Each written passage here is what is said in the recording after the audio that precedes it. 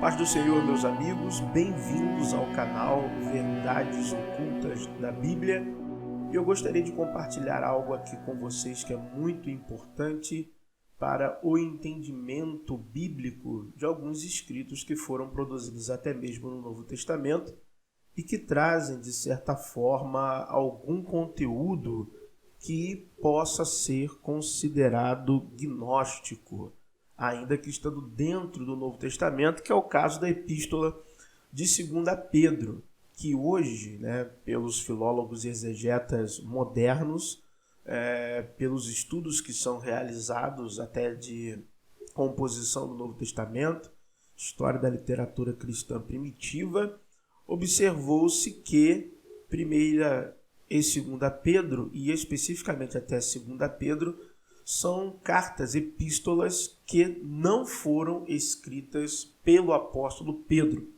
E especificamente 2 Pedro, ela também não é canônica em alguns cânones da cristandade, como eu já expliquei em outras situações, não existem só dois cânones, católico e protestante, existem aproximadamente 10 cânones bíblicos, porque a cristandade vai muito além que católicos, protestantes e ortodoxos, isso falando desde a antiguidade, Nós temos diversas variações e ramificações, e algumas são tidas como importantes ou oficiais, ou dominantes, no caso do catolicismo e o protestantismo para povos ocidentais. Entretanto, nós temos algumas críticas literárias que são feitas a 2 Pedro, argumentando que nela há elementos gnósticos, como estes que nós vamos ver aqui agora. Curiosamente, segundo alguns apologetas cristãos, 2 Pedro foi escrita esta carta para combater as heresias gnósticas. Entretanto, porém, esse combate que é realizado no capítulo 3 vai desaguar em um compêndio de uma certa escatologia que se utiliza de elementos que até então eram gnósticos. E a descrição de 2 Pedro, ela é totalmente diferente das descrições apocalípticas do próprio Jesus, uma delas registrada em Mateus 24, e do próprio livro de Apocalipse em si, e também da descrição de Coríntios e da descrição da carta de Paulo aos Tessalonicenses, no que diz respeito em como seria a vinda do Senhor. Então é totalmente distinta essas demonstrações apocalípticas, de fim de mundo, como será a vinda do Senhor, do que a proposta dos outros textos cristãos também tidos como canônicos. Só que o que é curioso é que esse trecho especificamente, que já foi muito criticado e dito que faz parte de uma leitura ou de percepções gnósticas, nós iremos avaliar aqui agora que muita coisa que se diz aqui também são princípios hoje que se tem como princípios científicos. Um exemplo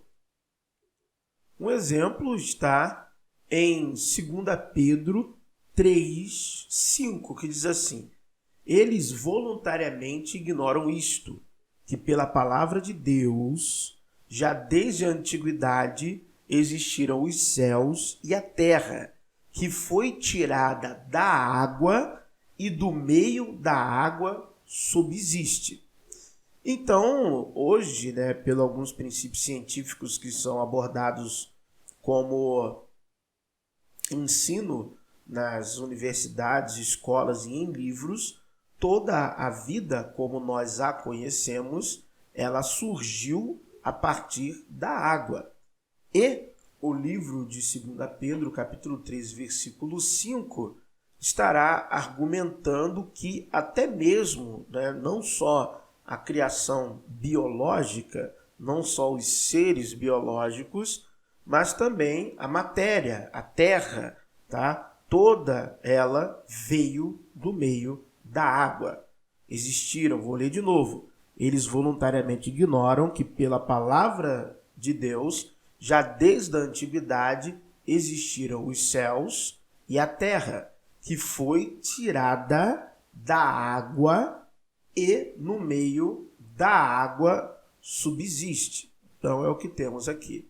Nós temos todo um contexto, né, de argumentação acerca disso. Vamos tentar se dar diversas e várias interpretações acerca disso aqui, mas o que está dito, não temos como negar. E esse versículo já foi alvo de diversos debates desde a antiguidade. Então não vai ser alguém hoje, 2000 anos depois, que vai falar uma verdade absoluta sobre algo que já foi observável, que faz parte, sim, de um determinado conhecimento que estava no meio gnóstico, ok? Inclusive, diversos princípios, né, que nortearam pesquisas científicas vieram de uma certa gnose, podemos assim dizer. Até a teoria do Big Bang, nós temos expressões dela, né, releitura dela na Cabala ou em escritos gnósticos antigos que precedem até a teoria dita mesmo Big Bang, que foi feita pelo padre belga Georges Lemaitre, padre católico, também astrônomo, cosmólogo e físico. É bom deixar isso claro. É alguém muito importante na física e era um padre. E nós já podemos observar que esse conhecimento de expansão do universo, ou que a divindade ou a energia cósmica se concentrava tudo em um único ponto e aí passou a expandir, isto, eu afirmo, já existia esse conhecimento, vamos dizer assim, com uma roupagem metafísica e esotérica, tá? Já existia muito antes na Cabala, nos escritos gnósticos antigos. Então, nós podemos observar que esse conhecimento, determinado conhecimento, já existia.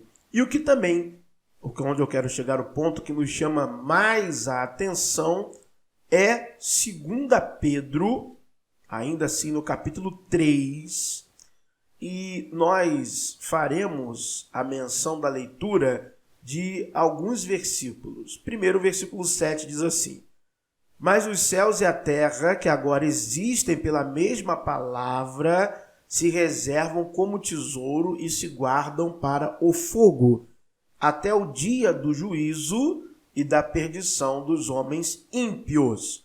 Então aqui esse fogo, por muitos, né, pode ser interpretado como fogo do juízo, então seria não um fogo literal.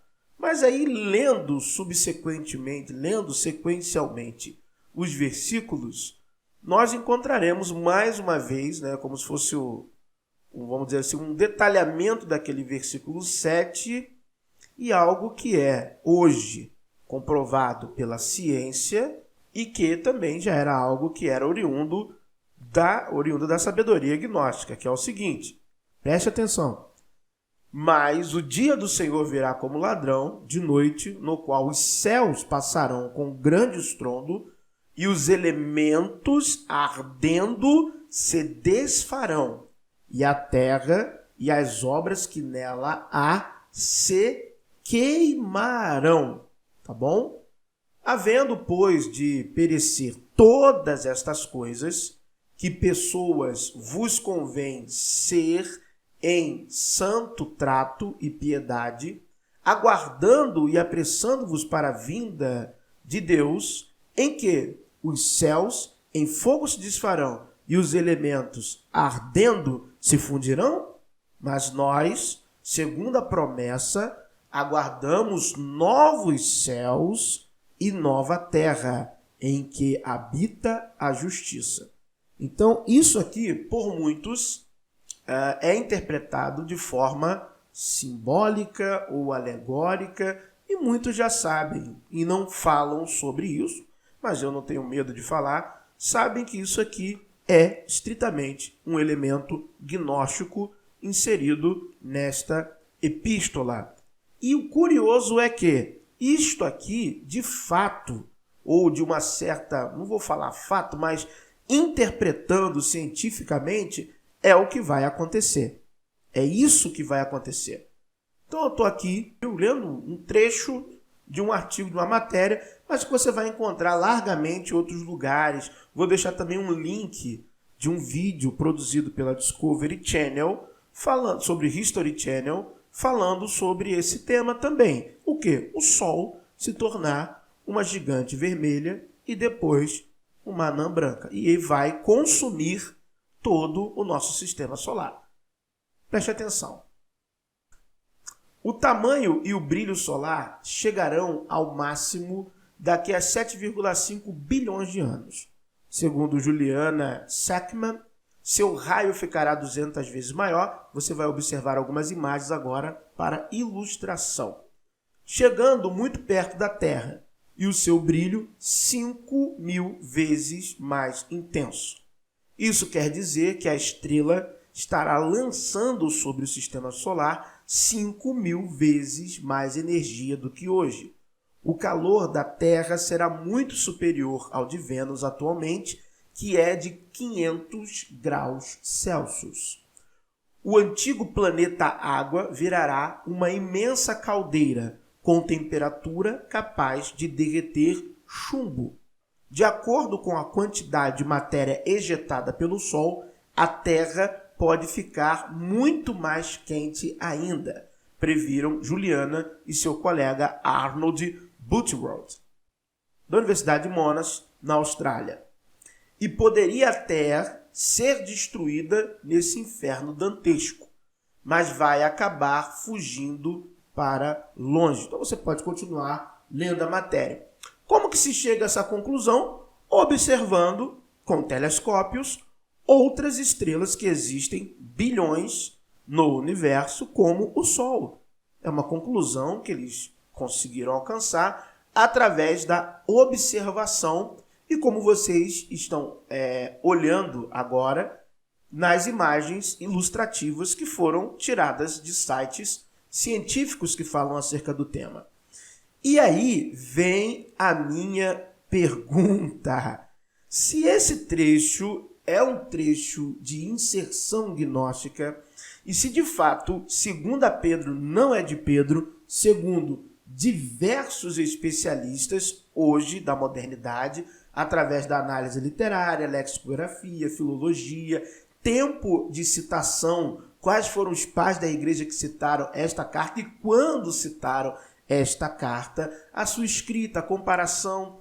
Se de fato isso é um elemento gnóstico inserido nessa epístola, e essa epístola não é de Pedro, e comprovadamente o conhecimento gnóstico já tinha tais informações, é só buscar na sua bibliografia, e lembrando que o gnosticismo, o movimento gnóstico, não é um bloco monolítico. O gnosticismo existem várias correntes e várias vertentes. Então, para você encontrar a corrente a vertente que se aproxima do conhecimento genuíno, você tem que voltar no tempo lendo as produções literárias mais antigas. Então eu lhe digo, esta é uma descrição exata do Sol, praticamente virando uma gigante vermelha, e em como acabará o nosso sistema solar. Isso é um fato.